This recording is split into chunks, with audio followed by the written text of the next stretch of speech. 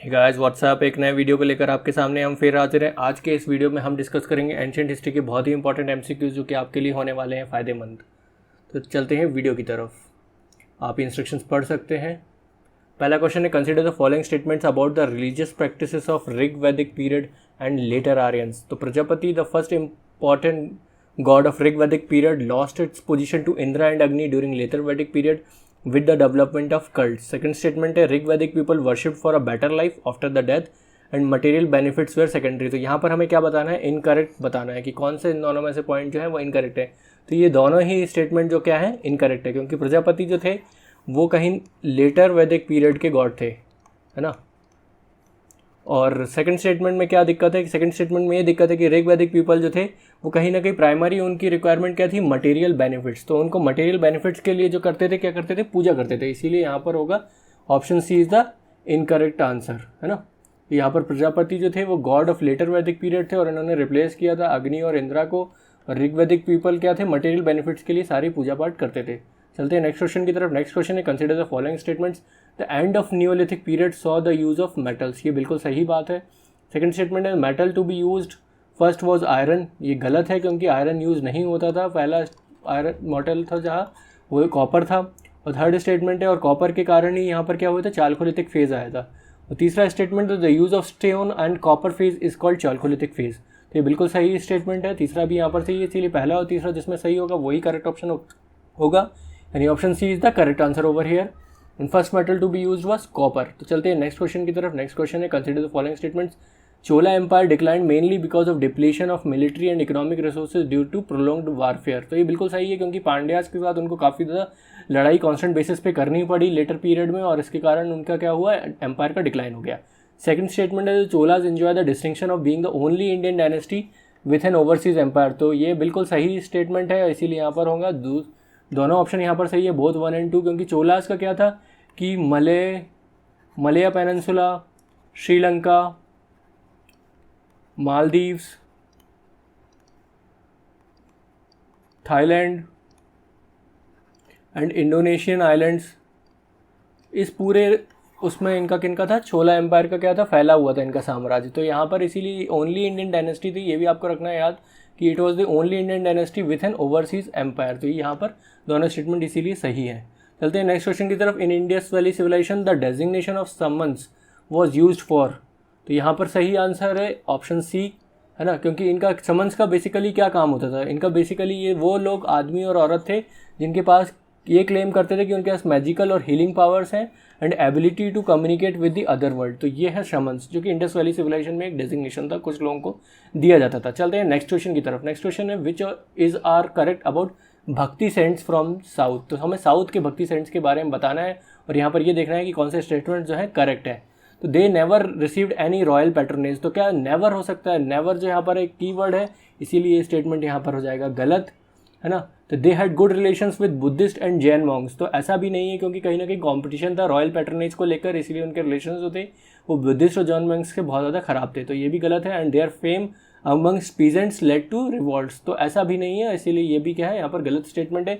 इसीलिए D option is the correct option over here, है ना। तो ये क्या था, इनको कभी कभी ओकेजनल सपोर्ट मिलता था किंग्स के साथ, और इनको अपोजिशन में, ये किसके अपोजिशन में रहते थे, बुद्धिज्म और जैनिज्म के, क्योंकि कहीं ना कहीं कंपटीशन था रॉयल पैट्रोनेज को लेकर, जो कि मैंने बताया। और ये पीजेंट्स के द्वारा क्या करे जाते, रिवर्ट करे जाते थे, है ना। ये सारी यहाँ पर क्या है, इन साउथ इंडियन भक्ति सेंट्स के बारे में ये सारे पॉइंट्स थे। चलते हैं नेक्स्ट क्वेश्चन की तरफ। नेक्स्ट क्वेश्चन है, consider the following statements, Shrauta Sutras prescribe various kinds of measurements for the construction of sacrificial altars.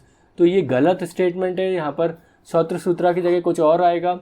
Second statement है, domestic rituals connected with birth, naming, sacred thread, marriage funerals are laid down in Grihya Sutra. तो ये बिल्कुल सही statement है, इसीलिए option B is correct over here, क्योंकि सिर्फ 2 second statement है वही सही स्टेटमेंट है ना। तो यहाँ पे सुल्भ सूत्रास जो है उनको कहते थे, ये जो अल्टर के बारे में, जो कंस्ट्रक्शन ऑफ अल्टर रहता था, ये कहीं ना कहीं मेजरमेंट बेसिस पर करा जाता था। और यहाँ पर क्या थी, ज्योमेट्री और मैथमेटिक्स इन्वॉल्व थी कि किस साइज़ का अल्टर अपन को बनाना है। तो ये सारी जो चीज़ें रहती थी वो सुल्भ सूत्रा में रहती थी। और श्रौत्र सूत्रा में क्या रहती थी, वैदिक सेक्रीफाइसेस के बारे में ये लोग बताते थे कि कितने तरीके के फायर एटलीस्ट आपको यूज़ करने पड़ेंगे। तो ये श्रौत्र सूत्रा में बताया जाता था। चलते हैं नेक्स्ट क्वेश्चन की तरफ। नेक्स्ट क्वेश्चन है, consider the following statements about Palaeolithic age in India. तो domestication of animals began during this period, ये गलत स्टेटमेंट है क्योंकि डोमेस्टिफिकेशन ऑफ एनिमल्स का भी स्टार्ट हुआ था मेसोलिथिक पीरियड में स्टार्ट हुआ था, जब वार्मिंग ऑफ क्लाइमेट स्टार्ट हुआ था। Second statement, in paintings of this period the human figures were represented like sticks, तो ये बिल्कुल सही बात है और option B is correct over here, है ना। तो डोमेस्टिफिकेशन ऑफ एनिमल्स कब स्टार्ट हुआ था, मेसोलिथिक पीरियड में, जब क्या था क्लाइमेट चेंज स्टार्ट होना शुरू हुआ था। चलते नेक्स्ट क्वेश्चन की तरफ। With regard to the compilations of Buddhist literature consider the following statements. पहला पॉइंट है Vinaya Pitaka comprise of rules and regulation for those who join Sangha और मोनास्टिक ऑर्डर। ये यहाँ पर हमें क्या बताना है, इनकरेक्ट स्टेटमेंट बताना है, तो क्या इनकरेक्ट है, तो ये बिल्कुल सही बात है। विनय पिटाका में रूल्स और रेगुलेशंस ही थे।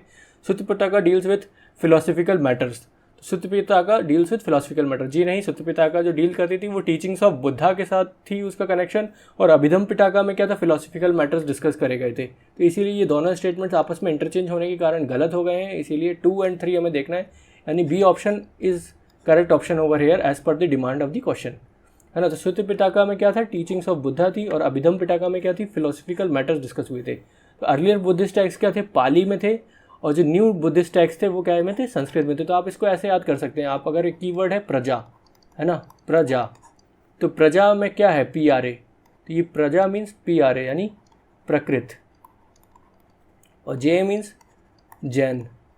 तो जो जैन रिलीजन के जो भी रिलीजियस टेक्स्ट थे वो प्राकृतिक में थे, तो जो इसका अपोजिट हो जाएगा, वो अपोजिट क्या है, तो जो बुद्धिस्ट रिलीजन के टेक्स्ट होंगे वो किस में होंगे, पाली में होंगे। तो आपको ये याद करने के लिए बड़ा आसान तरीका है कि जैन रिलीजन के टेक्स्ट प्रकृत में थे कि पाली में थे, तो इसीलिए मैंने आपको बताया ये जो कीवर्ड है प्रजा, ये आप अगर याद रखेंगे तो प्रजा में प्र जो है वो प्राकृतिक का है और जे है वो जैन का है, तो ऐसे आप याद कर सकते हैं दोनों चीज़ों के बारे में।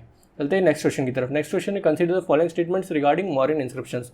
पहला पॉइंट है king refer to as Piyadasi meaning pleasant to behold was used for the emperor Ashoka, ये बिल्कुल सही स्टेटमेंट है। James Prinsep deciphered Brahmi and Kharosthi to conclude that Piyadasi was title used for Ashoka, तो ये भी सही स्टेटमेंट है और इसीलिए यहाँ पर वो करेक्ट है। और क्योंकि जेम्स प्रिंसिप ने ही क्या करा था, इसको डिसाइफर किया था, किसको, ब्राह्मी और खरोष्टी लैंग्वेज को, और जिससे ये पता चला हमें कि क्या पियादासी जो टाइटल है वो किसके लिए यूज़ हुआ है, अशोका के लिए यूज़ हुआ है।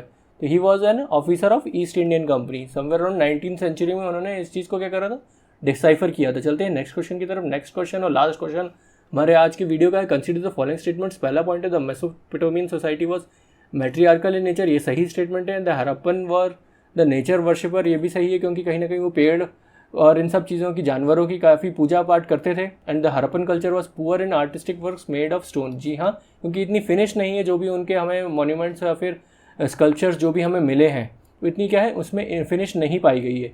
इसीलिए यहाँ पर क्या है कि तीनों स्टेटमेंट्स जो हैं वो करेक्ट है, यानी D option is the correct over here.